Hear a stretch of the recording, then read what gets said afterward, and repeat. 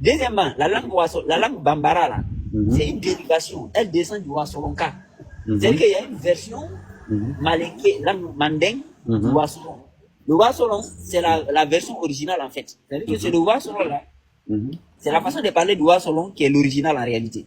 Et ça, c'est prouvé même si on regarde l'étude scientifique. C'est-à-dire que si vous regardez toutes les langues mandées, ils sont parlés dans le périmètre en jaune. Vous voyez le périmètre en jaune? Oui. Toutes les langues mandées se retrouvent dedans. Donc, au nord ici, on a le Bambara vert ici, on a le Malinké de Guinée vert ici, on a le Konyanké vert ici, on a le Kourankou vert ici, on a le Ojeneka vert ici, on a le Djoula vert ici. Ainsi de suite. Toutes les langues qu'on dit mandées sont entourées comme ça, et au centre, c'est le Wasolo. Le Wasolo, donc ça prouve scientifiquement parlant. Ça, c'est pas la blague. C'est scientifique, c'est que l'épicentre, je sais pas si tous les gars qui m'écoutent ici ont fait un peu l'école, mais c'est langue française, hein, c'est langue des blancs, donc il n'y a pas de problème. Moi-même, je ramasse dedans seulement. Donc, l'épicentre, on appelle ça épicentre. C'est-à-dire que quand il y a un tremblement de terre, par exemple, on regarde où ça a démarré. Donc, épicentre, là, c'est Wasolo, là, qui est situé exactement, quasiment à la frontière Mali, Guinée, donc maintenant, ça prouve que les langues là, et la culture qu'on dit au manding, ça a démarré ici. Or, c'est là le territoire de Wassoronka. Ça, c'est un. Deuxièmement, la langue de Wassoronka, ça a été, les langues mandées ont été prouvées être connectées avec les langues du sud de l'Inde. Les langues qu'on dit, les langues qu'on dit Telugu. Telugu du sud de l'Inde. Les langues des Tamouls, des Dravidiens d'Inde.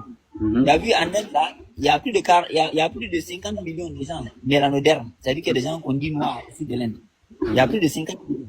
Maintenant, les gens qu'on dit noirs au sud de l'Inde, leur langue là, en fait, c'est parenté aux langues qu'on dit manding. Voilà le livre que vous pouvez aller consulter. C'est une étude qui a été faite. Et il y a beaucoup d'études. Les Telugu et les dialectes mandés. C'est-à-dire que les scientifiques, ils n'ont pas compris comment des gens du sud de l'Inde, les langues qu'ils parlent, c'est à peu près les mêmes variations avec les langues qu'on dit mandé. Donc les gars sont posés la question. Mais comment ça s'est fait? Mais ça, c'est pas étonnant. Parce que le problème, c'est qu'on retrouve tous les noms de Wassoronka en Inde en réalité. Tous les noms de Wassoronka en Inde en réalité. Et c'est là que le truc commence à devenir intéressant. Bizarrement, quand on regarde en Inde là-bas, on retrouve les noms de Wassoronka, les Sidi. On retrouve les Sidi de l'Inde. Les noms Sidi, les Sangari, on retrouve les noms Sangari au sud de l'Inde. Les comment on appelle ça, les Sankara, on retrouve les noms Sankara au sud de l'Inde. Donc, et Sangari, par exemple, quand tu prends Sangareji, tu vois ici, Sankara. Là, c'est en Inde. Mais les gens qui parlent les langues Telugu, ils sont ici. Mais c'est eux qui habitaient dans tout l'Inde. Parce que les gars qu'on voit aujourd'hui, qui se présentent comme Indiens, là, c'est des envahisseurs. C'est pour ça qu'on s'appelle les Ariens. Ariens, ça langue peu la réalité. C'est Ariens. Arbe. Les gens qui sont venus. Ça dit ça. Maintenant, donc, on retrouve tous les noms des Wassoronka, là. En fait, on les retrouve en Inde. Les Sangaré, les Sidibé, les Sidi et autres et autres. Donc, maintenant, ça prouve quoi? Ça va prouver deux choses déjà. Ça prouve premièrement que ça renforce la théorie que c'est les Wassoronka qui ont parlé cette langue-là en premier. Tu as vu les Sidi en Inde? Voilà les Sidi en Inde. C'est une communauté, ils s'appellent les Sidi. Alors que quand on dit Sidibé, c'est en pulaar. Sidibé, ça veut dire les Sidi. C'est les Sidibé, c'est eux qui règnent à Gao. Gao, là. C'est les Sidibé qui règnent là-bas. Gao, Tombouctou, je crois, Gao et puis Tombouctou, un truc comme ça. Walata, je crois, c'était les Sangaré. Bureau du Sahel, c'est les Japonais. En fait, c'était des familles très régnantes au nord là-bas. Voilà. C'est à cause, ils ont disparu vers le nord. Voilà. Parce qu'avant, il faut savoir que les Peuls, nous, c'est battu entre nous, en fait. Toutes les histoires de guerre qui étaient en 1800, là, c'est les Peuls entre les Peuls. Les Noirs, là, ils sont arrivés en Afrique à partir de 1800. Ils sont venus, maintenant, ils se sont hybridés, ils ont pris les identités de certains groupes Peuls. Tu vois, les gars qu'on appelle Mandé dans l'histoire et les gens qu'on dit Mandé aujourd'hui, c'est pas les mêmes. Voilà. Donc, ça renforce le fait qu'on retrouve les noms des Wassoronka en Inde. Ça renforce la théorie que les langues qu'on dit Mandé vient en réalité de Wassoronka. Maintenant, et la série sur les gâteaux, c'est quoi? L'Inde là-bas, le plus grand savant de l'Inde connu dans l'histoire, c'était un Sankara. Le gars, son nom, c'était Adi Sankara. Si je rappelle Adi Sankara, ça c'est le plus grand savant de l'Inde. Je crois qu'il est aux alentours de 1600. Mais c'est le plus grand savant de l'Inde connu. Il s'appelle Adi Sankara. Donc, ça prouve que, vu que la langue de ces gens-là aussi, c'est apparenté aux langues mandées, c'est dire que donc, il y a des gens qui ont le même nom ici et qui ont le même nom dans le côté Afrique.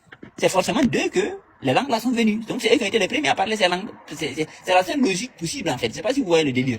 Donc, ça prouve que, en fait, déjà, parce que quand les exemples que j'ai donnés là, ça c'est les preuves à partir de l'observation géographique. C'est-à-dire, quand tu viens d'analyser un problème, tu fais d'abord une étude géographique.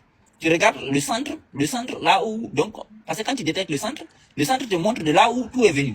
Parce que les choses évoluent en cercle. Ça, c'est une loi de la chimie et de la physique. les choses évoluent en cercle, tu comprends, non? Donc, une fois qu'il a détecté le centre, maintenant tu regardes, ah, après, maintenant, pour voir, après centre là, et quels sont les petits détails, tu vois, non? Ouais. Tu vois les CD là, en Inde là-bas, une communauté très connue. Maintenant, donc, en fait, le problème qui se pose maintenant, c'est-à-dire que, en fait, donc les langues mandées viennent en fait des Wassolonka. Maintenant, le Wassolonka lui-même là, en fait, c'est une variation du Pulaar. C'est-à-dire que le Wassolonka là, si, c'est parce que vous n'étudiez pas le Wassolonka réellement, parce qu'en Afrique, on n'étudie pas nos langues en réalité. Mais donc les langues mandées viennent en fait des Wassolonka. Maintenant, le Wassolonka lui-même là, en fait, c'est une variation du Pulaar. C'est-à-dire que le Wassolonka là, si, c'est parce que vous n'étudiez pas le Wassolonka réellement, parce qu'en Afrique, on n'étudie pas nos langues en réalité. Mais j'espère qu'il y aura un Wassolonka qui va se mettre à étudier le Wassolonka correctement. Mais, et tu maîtrises un peu le Pulaar, tu maîtrises le Pulaar et tu maîtrises le Wassolonka. S'il étudie les deux là, il verra que ce n'est que des variations. En fait, c'est les mêmes langues, des variations. Et ça, c'est logique. Parce qu'en fait, quand vous êtes un peu, vous avez plus de 100 millions de personnes, à un moment donné, il y a un groupe à côté qui va commencer à parler différemment. C'est comme ça qu'ils ont fabriqué le Wolof. Les gars qui ont fabriqué la langue qu'on dit Wolof, c'est des Peuls. C'est des Peuls à 100% qui ont fabriqué le Wolof. La langue qu'on dit Wolof. Les gens, là, quand ils sont venus s'identifier avec, ils ont récupéré l'identité. Ils font comme si c'est eux. Alors que le Wolof, c'est du Peul cassé, en fait.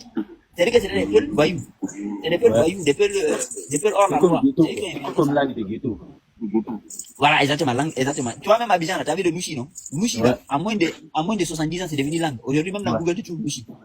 Tu vois, non? 70 ans, hein. C'est-à-dire qu'en 70 ans, tu peux inventer une langue. Même l'hébreu qu'on parle en Israël, là. L'hébreu. Tu vois, Israël, le pays qu'on appelle Israël.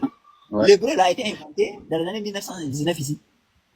C'est pas l'hébreu de la Bible ancienne, hein. Ça, c'est pas l'hébreu ancien. Ça, c'est un nouveau hébreu qui a été fabriqué de toutes pièces. Ils ont commencé à l'ancien, en 1948. L'hébreu, c'est comme une langue internationale. Alors que ça fait environ 20 ans. C'est comme ici, même en France, il y a des mots, ils ont commencé à introduire maintenant dans les dictionnaires, comme les mots. Voilà, donc en fait, voilà, donc c'est comme ça qu'il y avait des groupes de Peuls qui parlaient d'autres variations. Le langue qu'on dit Malinké aujourd'hui, mais qui est en réalité le Wassolonka. Parce que les Malinké de Guinée ont créé une variation du Wassolonka. Samori, il faut savoir que c'est le Wassolonka. Samori, il était dans le Wassolonka. Parce qu'il y a beaucoup de gens, ils pensent que quand on dit Peuls de Wassolonka, il y a beaucoup de gens, ils pensent que quand on parle de Peuls de Wassolonka, ils sont tous métissés.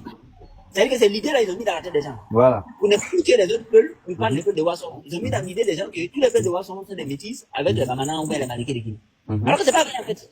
C'est-à-dire qu'à l'heure où on parle, l'essentiel des familles Wassolonka, ils sont pas tous métissés. Parce que même, attends, faut 20 minutes. Je vais parler. Attends, je ferme mon micro. Même dans le côté Côte d'Ivoire, là, j'ai entendu même un témoignage, c'était un jeune Wassolonka qui parlait. Il a dit que lui, il allait demander femme, mais lui, il était avec la fille à l'école. Maintenant, lui, il n'était pas dans cette histoire-là. Parce que quand il a fait l'école, moi, quand j'étais à l'école, je ne calculais pas ça, je ne connaissais pas ça de Tini, là. Mais c'est quand il a demandé la main de la fille aussi, elle ne connaissait pas. Les parents de la fille lui ont dit, la fille, c'était une fille malinquée comme ça. Tu vois, non? Les parents de la fille lui ont dit, tu sais, ce gars-là, ça, c'est les Peuls, hein. Ça, on ne se marie pas avec eux.